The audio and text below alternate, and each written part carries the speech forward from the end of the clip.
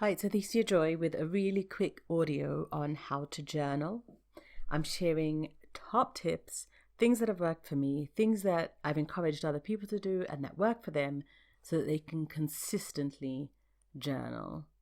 You've probably started a journal habit before in your life, or maybe you've thought about it, but you just don't know where to begin.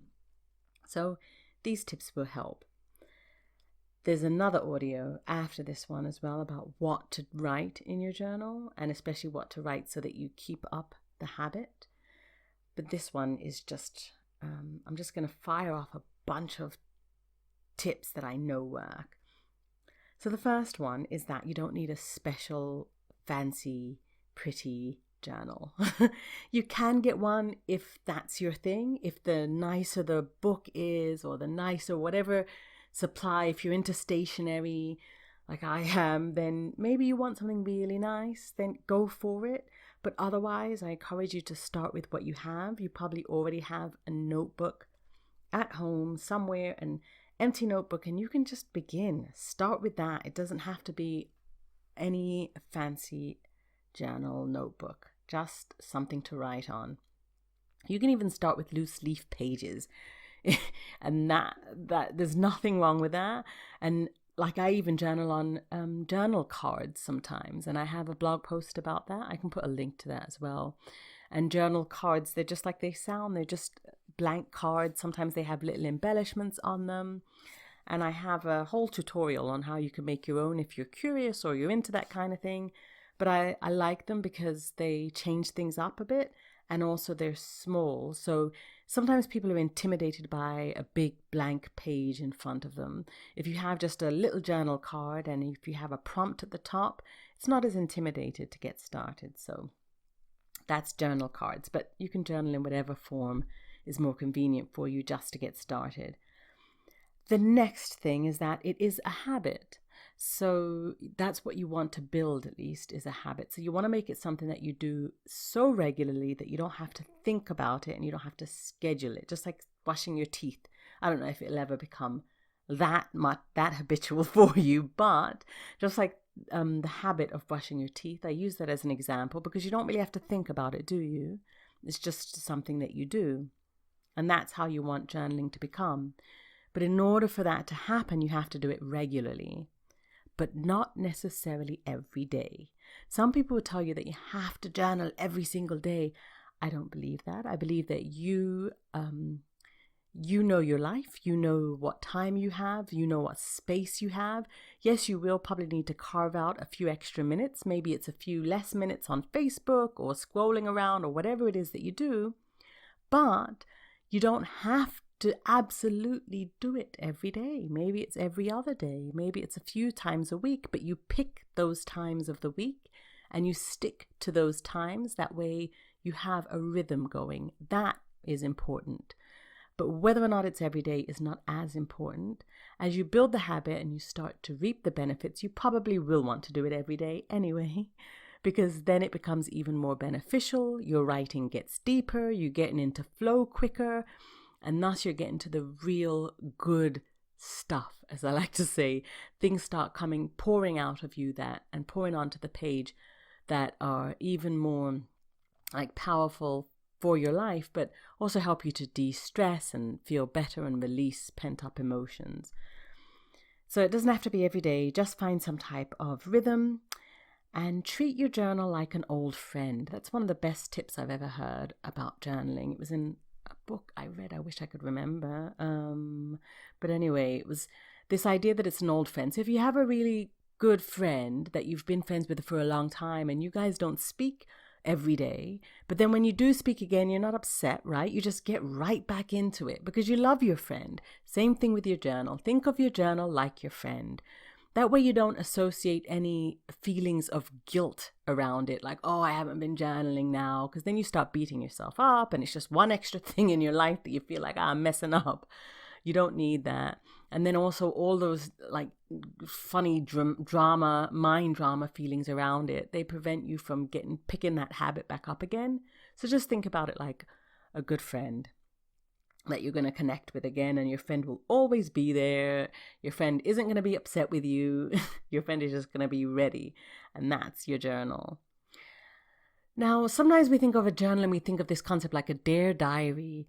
And then where do we get that from? When we're growing up, we've seen this concept and we've probably seen it in movies and things like that, where somebody, Dear Diary, and then you write about all the things that happen to you, and usually they're eventful or funny or interesting. Yeah, we'll throw that out the window. Just throw that whole idea actually in the garbage, because you probably won't feel like your life is going to be that eventful. And if you try to put that pressure on yourself, you're not going to want to write, because there may not be things in your life that are happening every single day that you think are so interesting that you need to put it in your diary or your journal and somebody could come back and read it and have a good laugh. And no. That's not the purpose of this. That's for the movies. Your journal can serve many purposes. And in the beginning, I encourage you, in fact, to just be open to it. Don't have any set expectations, like this is what my journal is going to be for. Instead, I encourage you to have themes throughout your journal, and that way you can change things up as you feel you need to. So maybe in a particular week, if you're dealing with a lot of stress or a decision that you need to make, or you're happy about something, really grateful, something happened, or you're working on a new project, or you're setting a new goal for yourself, or whatever it is, you can use your journal to write about that. Maybe you got a new pet, started a new job, lost a pet, lost somebody in your life, big things, little things, whatever they are. But I find that kind of picking themes, that's a great way, especially if you haven't been in the habit of journaling. That kind of gives you some guidance of where to start, and also to change things up so you don't ever feel like, okay, what do I write about now? Whereas the more open-ended things like morning pages, which is it's a concept that Julia Cameron wrote about in an excellent book called The Artist's Way. That works really well as for a lot of people. You're writing your morning pages, just kind of pen to page, stream of consciousness, get it all out there, whatever comes to mind, get it onto the page. But for a lot of people, sometimes eventually that gets a little bit boring, or they're not sure, okay, they will kind of want to do something different, and that's fine. You can do morning pages and then write to a journal prompt, or write to a theme like I talked about. The importance is that you know that you have many options. There's no one way to do it. There's no Dear Diary prescription. It is yours. It is completely yours, and there are no rules. And that brings me to the concept of editing. Sometimes that can stop people as well. You're writing and you're editing at the same time. You absolutely cannot do that with journaling. It will not work. This is not a published book. This is not something that you need to write about and think, oh, you don't throw grammar completely away. Don't even think about grammar. You don't even need to think about spelling. You don't need to think about anything. You can write from the top of the page to the bottom, or turn the page sideways. I do that a lot as well. I actually think that's really effective, because when we write top to bottom, left to right, at least in English, that's how we write.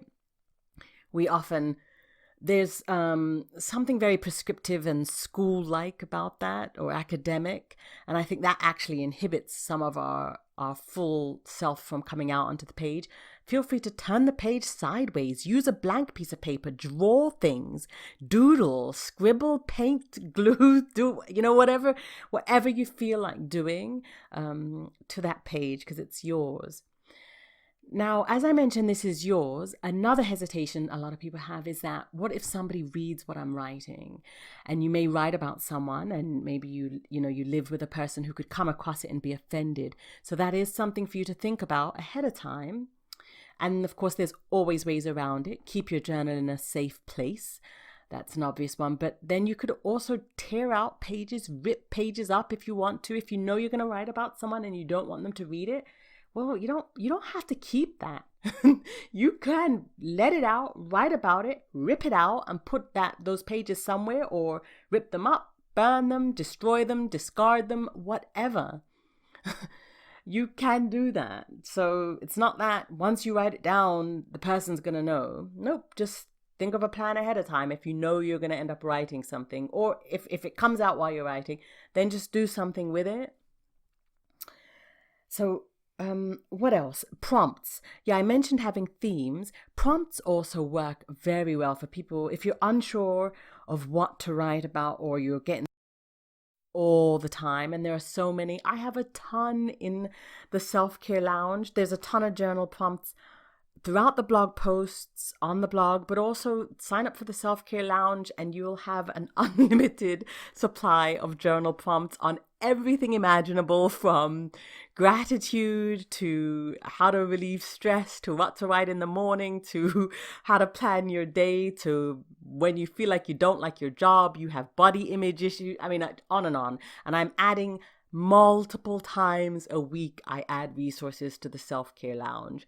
So on the site, journalette.net, just sign up for the self-care lounge and you'll always have access to prompts. You could even just log in at a time if you think, I can't think of what to write about. Log into the lounge and have a scroll, find some prompts and write something. Another tip is to keep your journal in plain sight. So if you know you're the type of person to wake up in the morning and just get going and you'd plan to write in the morning, you can also write in the evening or the afternoon, by the way, whatever. But just keep it somewhere like maybe if you have a bedside table or the kitchen table where you'd normally sit and eat your breakfast, or just somewhere where you would see it. If it's tucked away on a bookshelf and you're like most of us, where out of sight is out of mind, then you're probably not going to remember to write in it. So unless you have it scheduled somewhere and a reminder, keep it in plain sight. So that's about it, because I wanted to keep these quick and this is less than 12 minutes. So I'm out of here with this. There is another audio about how to journal, and that's where I go into some big ideas for like actual topics. I touched on it here where I mentioned some things like prompts and themes, but I'll dig a little deeper with that. So that's it. Thanks for listening.